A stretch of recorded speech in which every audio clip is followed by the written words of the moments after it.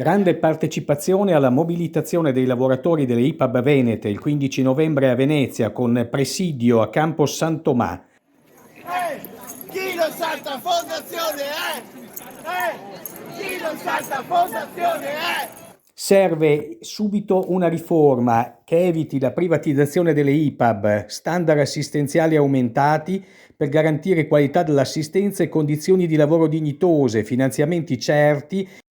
Si è collegata da Roma, per cui noi abbiamo esposto quelle che erano le nostre richieste, quelle da volantino, per cui avere la riforma, avere il contratto della sanità e entrare nel gruppo di lavoro che sta lavorando negli standard.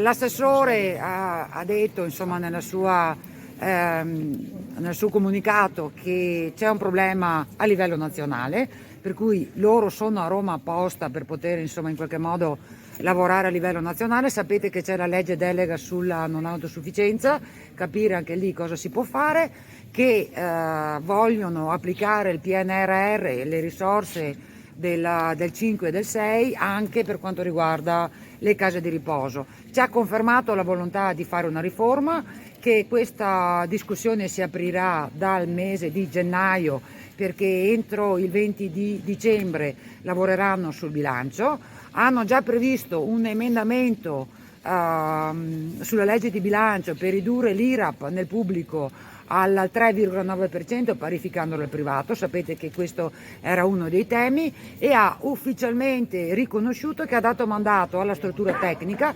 presente, c'era presente il dottor Costa e il dottor Spano, per fare un'analisi sul contratto unico di settore, che è quello della sanità.